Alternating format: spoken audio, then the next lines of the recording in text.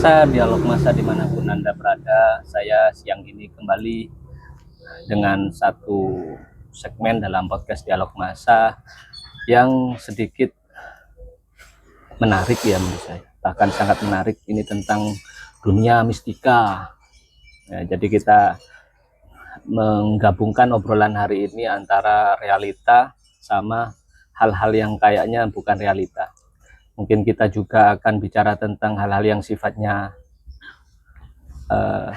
dohir ya, kalau bahasanya orang ngaji-ngaji itu dohiron wa batinan gitu ya. Ada yang nampak, ada yang tidak nampak. Telah hadir bersama saya di samping saya ini rekan sejawat, teman berpikir ya, satu profesi juga, Bapak Sumarsono. Ya, selamat siang Mas Ali. Alhamdulillah Ya, jadi baik-baik. Teman-teman, dalam obrolan ini kita ingin membicarakan tentang salah satu gunung di Jawa Timur, tepatnya di daerah Malang. Dan ini sangat terkenal dan menjadi kunjungan orang-orang terkenal juga, orang-orang berduit juga, atau orang yang bahkan nggak punya duit juga ke sana supaya punya duit. Itu Gunung Kawi. Kita mau bicara tentang Gunung Kawi. Gitu kira-kira. Pak Sumarsono ini tidak mewakili budayawan lokal, juga tidak mewakili orang yang pernah datang ke sana, yang merasakan aktivitas di sana, tetapi beliau banyak baca dan banyak bergaul dengan orang-orang budayawan, orang-orang sejarawan, atau orang-orang yang secara langsung pernah datang atau berkepentingan di Gunung Kawi di sana. Sebelum kita jauh untuk berbicara tentang ini, kita mengenal dulu deh sebenarnya ada apa di Gunung Kawi tersebut. Biarkan Pak Sumarsono memberikan cerita-cerita atau gambaran supaya kita semua bisa paham. Saya sendiri tidak pernah ke sana, cuman hanya melihat dari media tentang aktivitas-aktivitas di sana. Pak Sumarsono, kita bicara Gunung Kawi, Pak. Siap, Sumarsono, ya. siap. Jadi sebenarnya di Gunung Kawi ini ada apa, Pak? Terima kasih Mas Ali. Akan saya sampaikan sedikit cerita tentang Gunung Kawi. Orang-orang kebanyakan mengatakan ke Gunung Kawi ada ritual pesugihan atau apa. Yang pasti saya pernah datang ke sana, itu ada makam. Makam itulah yang diziarahi hampir semua orang, bahkan tingkat internasional, ada dari Hong Kong, ada dari Singapura, bahkan tidak sedikit dari pondok-pondok, pondok-pondok pesantren. Di sana itu ada makamnya Eyang Sujono. Yang pasti lengkapnya Eyang Iman Sujono. Beliau murid dari Eyang Juko. Eyang Juko itu Kiai Zakaria, sebagai termasuk pengikutnya Pangeran Diponegoro.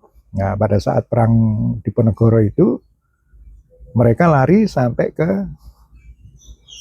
Gunung Kawi dan tinggal di situ, menetap di situ, didampingi sama Eyang Iman Sujono. Ini muridnya Eyang Jugo.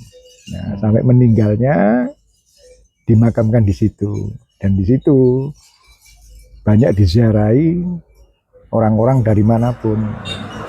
Konon kalau tidak salah Kiai Zakaria atau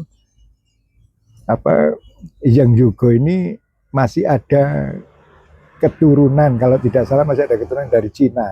Ya. Nah, dari Cina sana, makanya dari negeri Cina pun banyak yang datang ke sini. Dari Singapura pun banyak. Nah, ada yang mengatakan mengalap berkah di makam itu, terus memberikan bunga-bungaan, istilahnya nyekar di situ. Terus kalau dia punya nadar dalam hati, kalau seandainya misalkan usahanya berhasil, dia mau bikin selamatan di situ, dan di situ sudah ada tarif-tarif selamatan yang mulai dari yang paling istimewa sampai yang biasa. Bahkan banyak yang berhasil. Salah satu pengunjung wisata religi itu sempat bercerita sama saya, mereka mengatakan berhasil dan sampai detik ini, sampai sekarang pun dia tetap berkunjung ke situ, Mas Ali. Jadi di sana ya ini memperjelas ya. Jadi orang ke sana berziarah atau ngapain? Ya, intinya berziarah. Cuman ada yang mengatakan ngalap berkah di sana. Ngalap berkah di sana. Kedua orang tersebut apa salah satunya atau ada lagi selain mereka berdua? Kedua-duanya. Jadi satu tempat itu ada dua makam. Nah, ada dua makam di situ. Makam Mbah Zakaria atau Kiai Zakaria sama muridnya itu yang Eman Sujono. Itu muridnya Mbah Zakaria atau yang Jugo. Sedikit tentang dua orang tersebut, Pak. Mereka punya kelebihan apa, Pak? Ya, kalau berbicara karoma, dua-duanya ini punya karoma yang banyak manfaatnya di situ. Konon saya pernah ada yang bercerita awal-awalnya dikenalnya salah satu dari mereka itu menanam ubi, malam itu ditanam, besok itu sudah bisa dipanen. Itu salah satunya, iya semasa hidup, dan banyak membawa berkah bagi masyarakat sekitarnya sampai sekarang. Kalau dari penjelasan tersebut sedikit kontradiktif ya Pak ya, sama rumor atau informasi yang beredar. Ya, kalau yang informasi beredar kan di Gunung Kawi pesugihan Pak, kita langsung saja kan terkenalnya di sana itu pesugihan. Ya, betul. Jadi, betul. Itu rumor yang salah atau awalnya tidak begitu tapi akhirnya begitu atau bagaimana sebenarnya? Kalau orang ya itu tadi yang saya jelaskan, ada yang sekedar ke sana mengingat bahwa mereka berdua ini para alim ulama ya. Ada yang ke sana itu memang karena keyakinannya, Mas Ali, keyakinannya. Benar, Pak. Dua orang ini memang alim ulama atau orang kerajaan? Alim ulama. Oh, kiai ya. Iya, termasuk mungkin ada darah birunya. Itu karena mengingat beliau ini kan kayak yang Iman Sujono kan termasuk dia panglimanya Pangeran Diponegoro. Muridnya Kiai Zakaria ini, yang Jugo ini. Yang Jugo atau Kiai Zakaria. Oke, jadi awalnya orang ke sana bagaimana Pak? Lanjutannya. Ya, intinya kalau yang niatnya hanya berziarah mendoakan, ya ada juga yang meyakini bahwa dengan saya berziarah itu akan membawa keberkahan gitu. Istilahnya ada yang mengatakan ngalap berkah atau apa. Itu. Jadi karena rumornya terlalu kuat ya, istilahnya mengatakan di sana itu tempatnya pesugihan. Ya memang apa ya, masuk akal. Orang-orang ternyata para pengusaha itu banyak yang sukses, termasuk salah satunya Lim Siolong yang sekarang yang pernah membangun tempat ritual makam itu religi. Oke, Pak. Ada dua hal yang berbeda ya antara pesugihan dengan ngalap berkah akhirnya sugih. Iya. Kan dua hal itu berbeda ya. Jadi kita ini kan menjadi belum jelas ya apakah kalau ritual pesugihan kan melakukan sesuatu supaya sugih, supaya kaya gitu ya. Dengan tumbal atau apa kan gitu biasanya. Ada aktivitas ritualnya, ada yang ditumbalkan juga gitu. Tapi kalau ngalap berkah kan orang tidak menyebutnya sebagai pesugihan ya. Dan banyaklah tokoh atau tokoh keramat ya yang didatangi untuk keberkahan. Tapi tidak secara spesifik. Bicara berkah kan umum Pak ya. Tidak spesifik ke duniawi ya, ke harta gitu. Nah, sedangkan di sana itu spesifik sekali, orang ke sana mau pesugihan gitu. Bahkan kalau yang beredar di medsos ya, itu ada tarif-tarifnya untuk sesajen-sesajen yang yang disajikan di sana, apa mau sapi atau mau kambing atau apa. Bahkan ada tarif-tarifnya yang masuk. Nah, itu apakah ada perubahan saat-saat ini atau beberapa waktu ke belakang yang tidak lagi seperti pendahulunya dulu, atau memang faktanya ada yang ditutupi atau bagaimana? Enggak, memang itu kan niat ya, niat haulnya yang bersangkutan bahwa dia kalau merasakan hasilnya setelah dari makam itu nyekar, nyala berkah di situ, saya akan istilahnya bikin selamatan di situ. Jadi bukan ketika datang itu langsung kontrak atau saya mau sapi, saya mau kambing, saya mau apa, bukan begitu? enggak, bukan. Jadi kalau mereka berhasil ada nadar sendiri, dan itu disampaikan mungkin ke juru kunci, ke kuncen. Ya, kuncennya makam itu. Jadi kuncennya itu anggap aja orang yang dijadikan IO ya buat selamatan. Ya, betul. Jadi kalau saya mau selamatan kambing ya saya bilang ke kuncen, aku mau selamatan kambing. Lah, aku berhasil ya. Kalau saya berhasil, saya kan mengadakan selamatan, taruhlah misalkan kambing atau sapi, itu Mas Ali. Pak, sebelum siang ini Pak, tadi pagi, karena memang kita mau ngobrol tentang kawi ya, makanya saya nonton video tentang kawi tadi.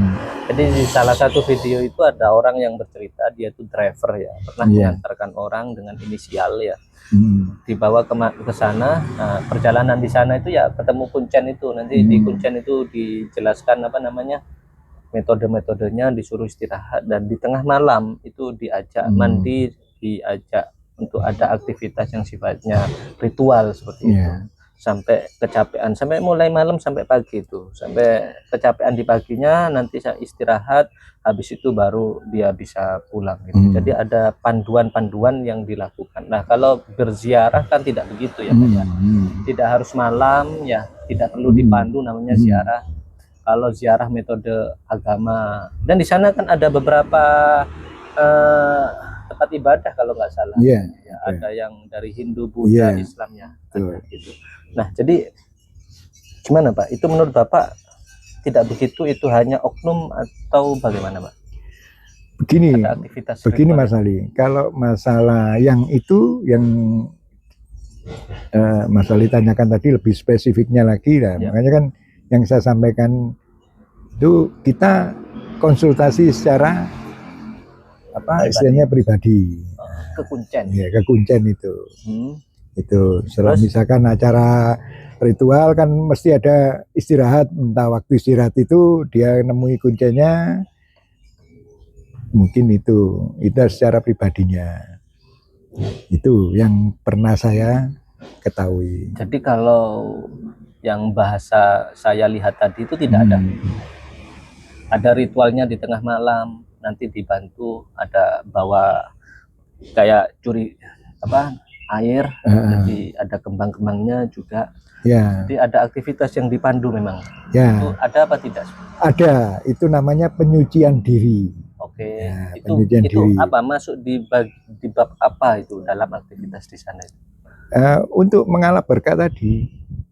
Untuk ngalap berkah tadi. Jadi mungkin ada ritual khusus yang dilakukan. Cuman kalau istilahnya orang-orang karena yang berhasil itu jadi tanggapan orang lain, nang ini Gunung Kawi cari pesugihan di sana. Kalau saya mengatakan sih ngalap berkah gitu. Kalau yang Bapak pernah cerita kalau pernah ketemu orang yang pernah ke sana ya, yang memang ada hajat-hajat ya ke sana. Itu dia pakai ritual juga Bang? Iya, sama. Apa ritualnya? Seperti yang ada mandinya, ada seperti yang diceritakan Mas Ali, betul seperti itu. Dipandu. Iya, dipandu. Nah, itu kacamata Bapak itu metode apa itu Pak? Metode apakah dari kejawen apa dari agama apa gitu? Kalau mohon maaf ya, kalau bahasa ziarah kan biasanya kita baca Yasin ya. Yasin tahlil, surat Al-Ikhlas dan lain-lain ya umumnya kan gitu ya. Kalau Islam ya. Atau saya kurang tahu kalau di agama lain barangkali.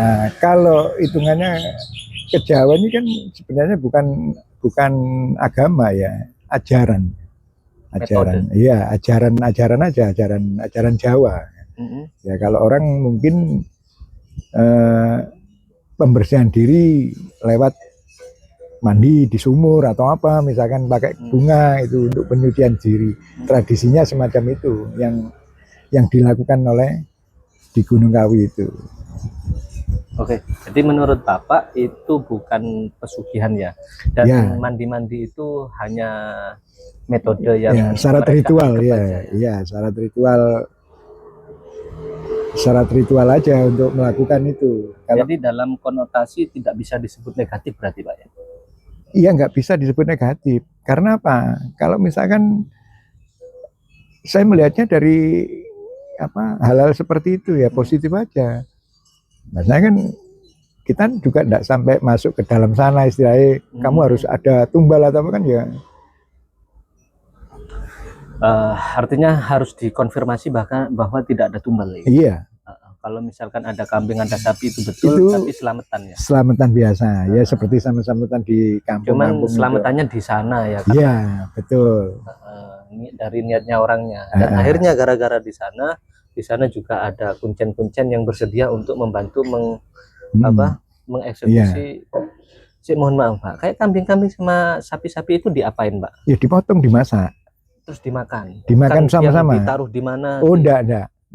Disembelih terus ditaruh mana? Oh enggak, itu dipotong ya seperti kita selamatan di rumah cara ya. Nanti semua ikut makan di situ, bahkan pendatang pun yang kebetulan lewat atau sama-sama ikut makan di situ. Oke. Nah, terus gini Mas Ali, cuman ya ini ya saya sedikit saya buka ya. Kalau kuncen di sana itu kuncen misalnya, taruhlah ketua kuncen ada anak buah. Hanya itu yang ditunjuk, dan kuncen ini turun temurun, bukan orang lain. Kalau kadang-kadang memang saya pernah diberitahu sama orang sana, hati-hati Mas, kalau kepin ketemu kuncen, kabeh nang kene ngakune kuncen. Lek sampean iko lho, yang ada di makam itulah yang kuncinya yang memandu di makam itu, di bunganya di ya, itu yang di sini di pemandian Jolotundo. Nah ada ya betul ya, hanya itu pemandu ya. Hanya itu kuncinya, boleh katakan satu-satunya, sama dibantu anak buahnya. Itu kalau selebihnya itu maklar mistis mungkin. Atau kalau ada maklar kasus, ada maklar mistis. Cuman di situ kadang-kadang ada kan yang ditunggu orang-orang ini jatuhnya buah Dewa Daru. Nah, di sana itu di depannya makam itu, joglonya makam itu ada taman, di situ ada pohon Dewa Daru. Kebanyakan orang-orang nunggu sampai malam tidur-tiduran di situ, berharap buah daru itu jatuh ke dia. Ya, jatuh ke dia. Tapi dimanfaatkan oleh oknum-oknum yang tidak bertanggung jawab di lingkungan situ. Dan ini saya diberitahu sama salah satu warga di situ. Mereka pura-pura nanti buah darunya itu kan dia ngambil dari situ, pura-pura dilemparkan gitu. Oh sampai nah kejatuhan ini nggak jatuh. Terus ini pernah ada sampai sekarang ya, dan ini terbukti memang teman saya sendiri ke sana, ya mungkin nggak ada niat yang negatif, terus dia di sana tiba-tiba dia dijati buah Dewa Daru itu, terus dibawa pulang, istilahnya dianggap dipakai untuk sikap atau apa ya. Kehidupan ekonominya tuh meningkat, ditaruh di tukunya. Nah, dan memang susah, waktu itu memang susah kondisinya, saya tahu sendiri kehidupannya itu susah. Nah, tokonya itu hampir habis total, nggak seperti dulu ya. Kebetulan itu, tapi setelah toko itu rame, berjalan kembali seperti semula, tokonya rame, terus kulaan barang-barang itu penuh semua. Si Dewa Daru ini, buah Dewa Daru ini hilang dengan sendirinya sampai sekarang. Oke Pak, sedikit pengetahuan Pak tentang bunga daru itu Pak. Itu bunga apa Pak? Dan apakah hanya di situ adanya? Yang saya tahu itu buah keramat, menurut versi cerita orang-orang sekitar situ. Dan tumbuhnya cuma ada di situ. Yang di daerah itu cuma hanya di situ aja. Itu yang terkenal kaitannya dengan makam, terus pohon buah daru ini. Memang sepanjang pengetahuan Bapak, buah semacam itu tidak ada di tempat lain. Nah, kalau di tempat lain saya belum tahu. Kalaupun ada, mungkin dianggap tidak keramat seperti yang karena tidak muncul atau tumbuh di tempat Brahma. Di tempat itu menurut orang-orang di Begini, sekitar Pak, makam. ada satu hal yang sedikit sangat tipis ya sebenarnya, dan itu mempengaruhi orang sukses atau bisa kaya karena keberkahan dengan orang sukses menjadi kaya karena pesugihan. Biasanya itu ada pembedanya. Di antara pembedanya itu kalau yang karena pesugihan itu diantaranya ada yang ditumbalkan. Ya. Yang kedua, ada sejenis sikap atau hal-hal yang dia bawa atau dia pegang atau harus dibakar, harus ditanam di mana atau digantung di mana, kan ada yang kayak gitu-gitu. Nah, kalau yang bahasanya keberkahan kayak gitu kan tidak ada ilustrasi gitu-gitunya. Nah, kalau misalkan yang buah daru buah daru kejatuhan terus dibawa, kan itu alami ya, kayaknya bukan, tidak bisa disebut sebagai sikap ya. Kalau sikap kan memang sengaja dibuatkan atau bawa di gitu ya. Nah, dalam praktek nyatanya sebenarnya seperti apa, Pak? Ada ilustrasi yang mengarah kepada pesugihan yang menurut saya tidak bisa disebut berkah atau bagaimana? Ya, semua itu dari keyakinan ya. Apa yang diceritakan teman saya ke saya itu memang setelah waktu saya berkunjung ke sana, dia mengatakan ya, buah daru itu jatuh sendiri dari pohonnya, kejatuhan. Jadi dari sekian orang yang duduk maupun lesehan di bawahnya pohon daru itu, tidak semua orang kejatuhan. Kebetulan ini kejatuhan teman saya ini, terus dibawa pulang, entah dibungkus atau apa, pokoknya ditempatkan di kotak di tokonya itu. Ada cerita yang lain nggak, Pak? Orang lain, Pak, yang tidak kejatuhan, Pak, tapi juga sukses. Apakah dia bawa sesuatu dari sana atau dibawa si kuncen sesuatu barangkali? Yang pasti itu kan Dewa Daru kan terlepas dari urusan ke makamnya kan, nyekar di makam. Ya. Nah, mungkin awalnya ada yang memang urusan di makam itu terusan konsultasi pribadi sama kuncen. Ya, akhirnya dia merasa sukses di situ. Ada yang dari makam, habis tawasul ini, terus dia istirahat di situ. Akhirnya kejatuhan itu. Nah, si teman saya yang kejatuhan buah daru itu hanya waktu itu cuman istilahnya nyekar aja, tak bertawasul di situ. Setelah itu selesai, tidak ada konsultasi apa-apa, terus dia istirahat di bawah pohon tersebut, pohon daru itu kejatuhan. Gini, Pak, kalau kita ingat ya teori tuyul ya, Pak ya, orang punya tuyul kayak gitu, Pak ya, itu kan mau nggak mau punya sesuatu untuk ngasih makan mereka. Betul. Di antaranya mungkin yang terkenal kan mungkin dunia menyan-menyanan, dunia kembang-kembangan, dunia perminyak-minyakan kayak gitu. Nah, kalau misalkan ada hal-hal yang semacam itu kan kita bisa menyimpulkan ya, misalkan orang sukses akhirnya atau kaya, usahanya berhasil setelah dari sana, barangkali memang dari sana bawa jin. Gitu. Nah, itu bisa nggak, Pak, dijelaskan, Pak? Oh tidak, ini bukan jin, atau memang bisa terjadi dua opsi, Pak. Bisa yang memang murni-murnian, bisa memang sudah ketambahan faktor dunia bermitra dengan perjinan. Gitu. Kan kita juga kayaknya sih sudah umum nggak, Pak? Dunia orang bisnis kadang-kadang usaha ketutup, dilihatkan ke orang pintar ada jinnya.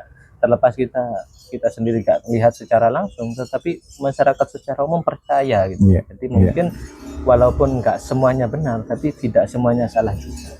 Nah, jadi saya ulang pertanyaannya, apakah yang ada campur tangan dunia halus semacam itu yang menurut saya itu jelas bukan barokah dong gitu. Atau ada yang begitu, ada yang enggak gitu. Seperti Kak Tuyul tadi ya, misalkan Kak Tuyul tadi. Kalau Tuyul kan jelas, saya juga baca di bukunya, saya coba pelajari. Hampir semua bercerita tentang Tuyul ini menyangkut tumbal kan gitu.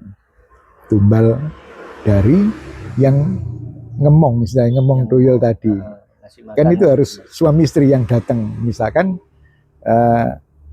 si A sama si B ini suami istri datang ke sesuatu tempat untuk ritual untuk minta tuyul. Ya, nanti yang siap untuk jadi tumbal ada dari ditanggung oleh dirinya sendiri, ada lewat mengorbankan anak atau saudaranya, saudara gitu ya. Ya, atau bisa jadi ke tumbal ke orang lain. Nah, orang lain misalkan dia sukses punya pabrik, nah kan banyak karyawan di situ. Nah, nanti waktunya ngirim tumbal, karyawannya tadi ditumbalkan. Nah, entah sakit-sakit, apa-apa, terus akhirnya dikasih pesangon, pokoknya apa ya istilahnya dikasih semacam hadiah atau apa, nanti tidak lama dia meninggal karena sakit awalnya gini-gini, terus diberhentikan, dikasih pesangon. Itu ada, dan itu memang nyata. Itu yang kaitannya sama si tuyul ya? Iya, tuyul maupun istilahnya apa, kayak pesugihan kan ada kandang bubra juga. Kandang bubra itu tiap tahun itu harus ada yang dibongkar di rumahnya itu, entah posisi pintunya itu asalnya hadap ke utara diganti hadap ke timur, ya itu namanya. Ada ilmunya sendiri. Iya, dan itu bisa dipastikan pakai tumbal. Dan yang saya jelaskan tadi Mas Ali, tumbal itu ada dari kontraknya dia sendiri. Dia sendiri bersama terus, atau menumbalkan kontraknya anaknya atau orang lain ya. Itu macam-macam itu, lihat anunya. Cuman rata-rata yang dikawi yang saya tahu enggak ada tumbal pakai tumbal gitu, enggak ada. Entah ke situ, itu pokoknya dia rutin ke situ, nanti sama juru kuncinya apa. Cuma gitu. Memang yang datang ke sana meyakini kalau ke sana itu mudah kaya gitu. Ya, gitu ya. Betul, tapi tetap dia punya usaha, harus punya usaha. Nah, kalau enggak punya usaha, bukan dari sana bawa jin gitu Pak. Oh, enggak. Itu usaha, bukan ya? Enggak. Itu yang saya tahu dari termasuk dari salah satu anak buah kuncinya juga ngomong gitu. Yang penting buka usaha Mas, gitu. Sampai di usaha apa? Ya itu nanti kan ada syarat yang nanti konsultasi sama si kuncen inti itu. Ya. Jadi kekawi itu bukan kulak jin ya? Iya, bukan. Pak gini Pak, jadi di sana itu sudah familiar Pak, familiar dengan pesugihan dan konotasi negatif. Jadi kalau misalkan satu kata aja Bapak setuju apa tidak? Saya kok kurang setuju. Masanya orang sana saya lihat pun ada dari pesantren juga, sekedar dia nyekar gitu terus setelah itu. Benar nggak Pak? Ini terjadi sama saya sendiri ya. Tapi barangkali banyak orang juga yang berpikir sama ya. Iya. Cuma saya belum tanya. Jadi saya itu tidak terbesit pingin ke sana gara-gara menurut saya konotasi negatif di sana. Yang seperti itu kira-kira menurut Bapak juga terjadi nggak di masyarakat? Ada yang mengatakan yes, lele kene gak niat macam-macam hitungannya. Niatnya nyekar ya sudah gitu aja, nyekar aja. Pak, begini Pak. Coba menurut Bapak apa menarik di sana, dan menurut Bapak bagaimana supaya orang itu paham dan akhirnya suka ke sana? Ada yang bisa diceritakan? Ya, kalau saya secara pribadi melihatnya ya anggap aja kita datang ke sana itu hanya wisata religi aja, melihat situasi sana. Kan di sana kan banyak orang jual makanan, jual souvenir atau apa gitu aja. Hanya ingin sekedar tahu ya apa sih situasi di pesarian Gunung Kawi itu aja. Tapi dari pesarian itu sendiri memang itu nyata orang yang punya kelebihan Mbak ya? Iya, orang yang punya kelebihan. Dua makam tersebut. Betul. Ya? Tokoh agama sekaligus ada darah birunya juga. Iya, sang satu termasuk panglimanya Pangeran Diponegoro, murid dari Kiai Zakaria atau yang juga. Oke, ada lagi Pak yang ingin disampaikan? Sudah. Ya, jadi teman-teman, Dialog Masa itu memiliki tagline edukatif dan informatif. Kita mendahulukan edukasi daripada informasi. Karena banyaknya informasi belum tentu memberikan pendidikan dan belum tentu juga memberikan perubahan. Maka kami ingin terus menciptakan satu ritme, suasana yang mendidik.